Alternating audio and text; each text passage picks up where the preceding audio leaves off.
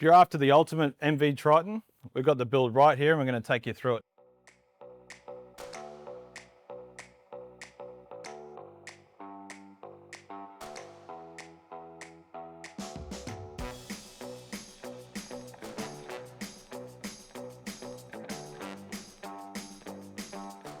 Before I take you through the build, I want to discuss some of the challenges we had. Firstly, being a brand new platform, it was very challenging to get parts.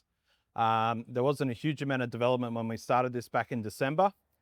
And the other challenge was the customer actually lives on the road. So they tow full time and have actually upgraded from a 2019 Triton to the 25 MV.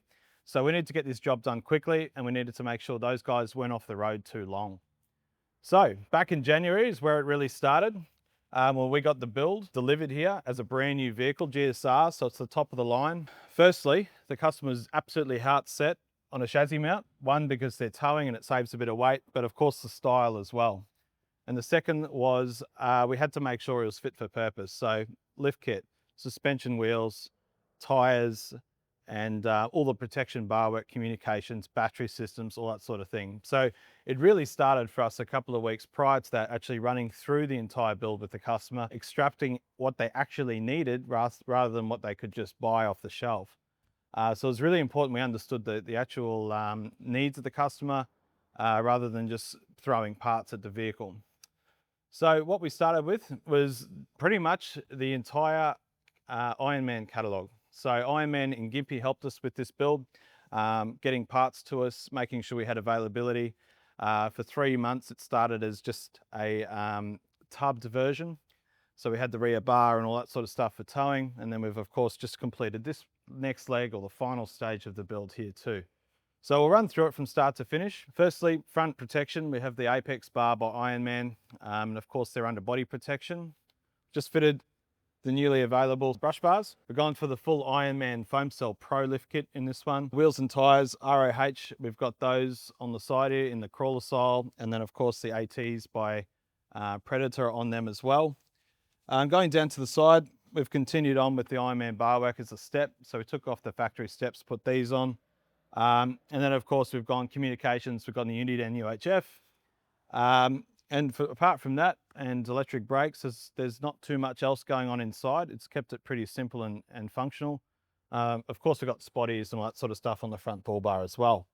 Where the magic happens is really at the back here. And this is, as I said, the final stage of the build and what we're most excited about. As you can notice, we've got a color match doors. So they're not color coded. We actually get a scan of the vehicle's paint. Our painter comes in, he actually scans it, and we get a perfect color match. So on the 1400, we've got around 300 mil on the back and a 1400 box. As we open it, there's plenty of space inside. So the customers kept it really simple, given most of their living arrangements and power and all that sort of stuff's in the van itself. So we've got an 85 Bushman's, a small power setup with 2 30-watt roam panel on the roof and a solar regulator. And of course the lithium battery, our Teralume 220 amp hour, it's wall mounted, so it keeps it up out of the way. Point is that they have got this extra space that the van may not have. And the idea was to really just keep it simple, keep it open. So on the other side, we've just got a hanging shelf. And on this side, it's pretty bare and open.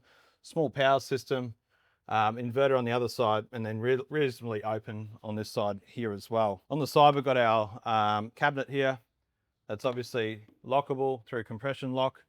The main doors have central locking and a strip light in them. Obviously our MOLLE panel here as well. We do have the zone lighting that's just manually switched. The customer only wanted that to come on when he chose it through that switch there. The other thing is this vehicle, and we're starting to see it more and more, is the AdBlue. So we've actually 3D printed an AdBlue adapter which sits up in the corner here. Really accessible, easy.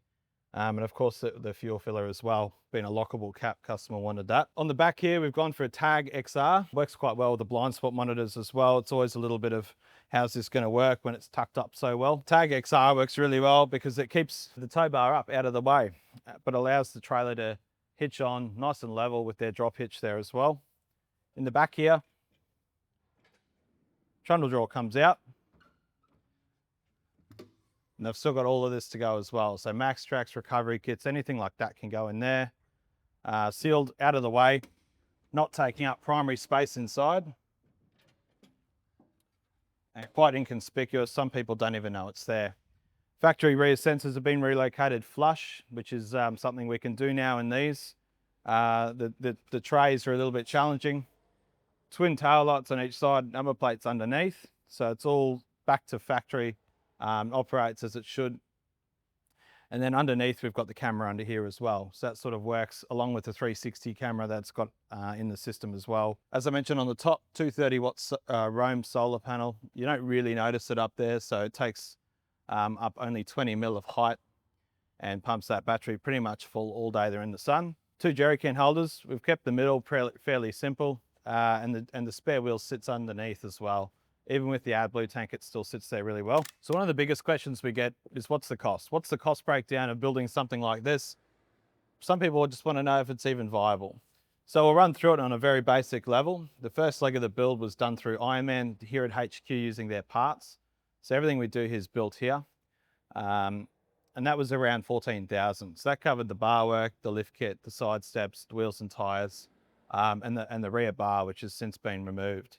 The next leg of the build is really something that becomes personal. So once we go past the base features and what we want to install on the actual canopy itself, we move into personal, what I call personal details, which is how things or what things need to be included, what brands, all that sort of stuff, and how far you go with that. So for this customer, as it sits here, the back of this was around 23,000 installed with the doors. Some of those parts inside were customer supplied, but I can't see much out of $1,500, $2,000 cost in that.